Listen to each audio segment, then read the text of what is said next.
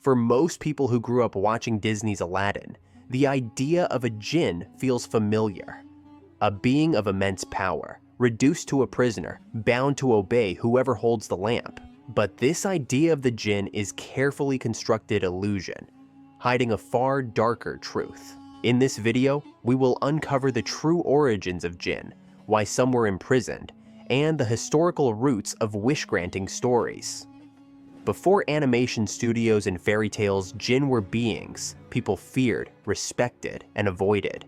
They did not serve humans, they did not grant favor, and encountering them was never safe. In ancient Arabia, jinn were understood as beings that existed between worlds, not human, not angelic, not demonic, but something in between. Entities that lived alongside humanity, unseen, unpredictable, and powerful. They were believed to influence disease, madness, weather, fertility, war, knowledge, and death. You might ask, where do jinn come from? How they were understood in pre-Islamic Arabia, how Islam redefined them, how Western translation transformed them, and how the modern myth of the three wishes was created.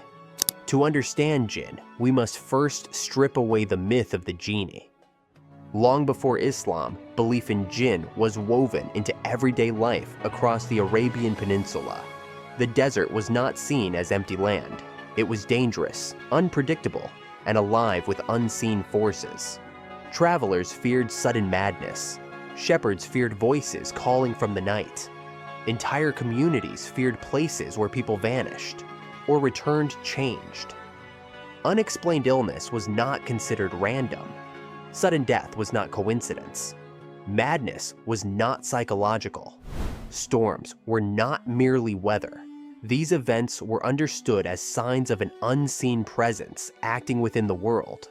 Jinn were believed to inhabit liminal spaces, places where human control ended. Deserts, ruins, abandoned wells, caves, mountain passes, and graveyards were all considered dangerous, not because they were isolated, but because jinn were thought to dwell there. Ancient accounts describe jinn as shapeshifters. Some appeared as dogs, snakes, birds, or camels. Others were said to manifest as towering human figures, living shadows, whirlwinds, or moving columns of dust and fire crossing the land. These were not metaphors. They were not stories told to children. These beliefs shaped behavior. People avoided certain roads at night. Travelers spoke ritual phrases for protection. Names associated with jinn were spoken carefully, if at all. Some tribes feared jinn. Others sought their favor. In certain pre-Islamic traditions, jinn were viewed as lesser deities, not creators or supreme gods, but powerful territorial spirits connected to land, fertility, and war. Victory in battle or the failure of crops could be attributed to their influence. Some traditions claimed jinn could take human form and have children with humans. These offspring were believed to possess insight into the unseen world. They became known as seers.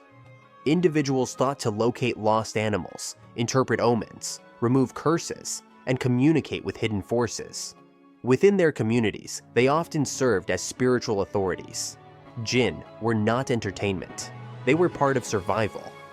When Islam emerged, it did not deny the existence of jinn. Instead, it removed their divinity and placed them within a moral framework. The Qur'an explicitly acknowledges jinn as a real creation. Islamic theology recognizes three intelligent beings: humans created from clay, angels created from light, and jinn created from smokeless fire. Jinn are not angels. They are not demons. They are not fallen angels. They are a separate creation with free will. Like humans, jinn are capable of belief and disbelief. They are accountable for their actions. They will be judged. The Qur'an states that jinn existed before humanity and inhabited the earth before Adam. However, Islam stripped them of their status as objects of worship. They were no longer gods, fate spirits, or intermediaries between humans and the divine. They became moral beings under divine law. Islamic texts describe jinn as living structured lives. They eat, drink, reproduce, form families and communities, wage conflicts, and eventually die. Though they may live far longer than humans, they are not immortal. Scholars describe jinn as existing in an intermediate realm, not fully physical, not fully spiritual. Their world overlaps with the human world, but remains unseen. Humans cannot normally see jinn, but jinn can see humans. Islamic tradition presents jinn as complex beings. Some are believers, some are disbelievers, some are peaceful, others are violent. Because jinn are created from fire, medieval scholars believed they were volatile by nature. Fire symbolized instability, intensity, and impulsiveness.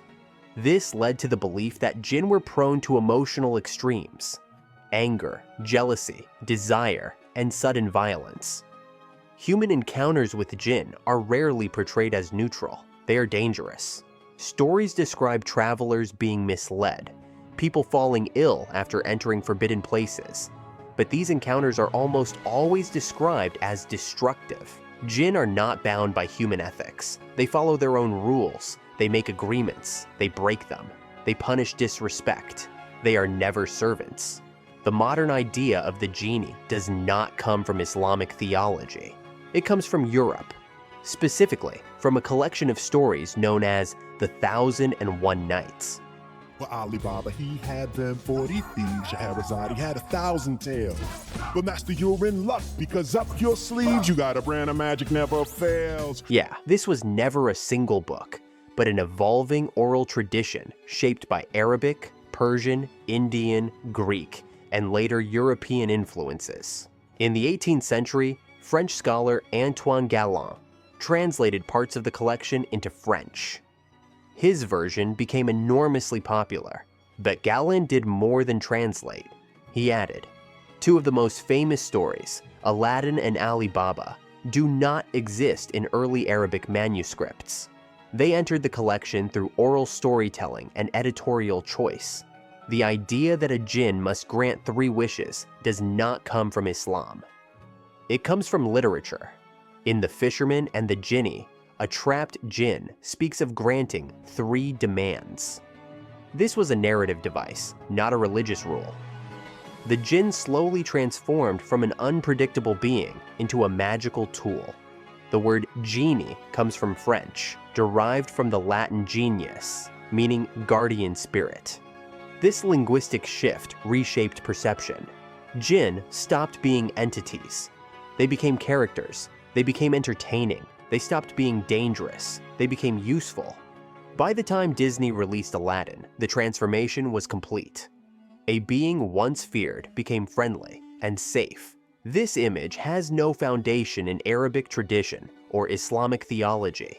They were never meant to grant wishes. The jinn, however, remain part of a living religious worldview. If you want to explore another dark truth, examine the hidden connection between the Chinese dragon and the serpent of the Bible.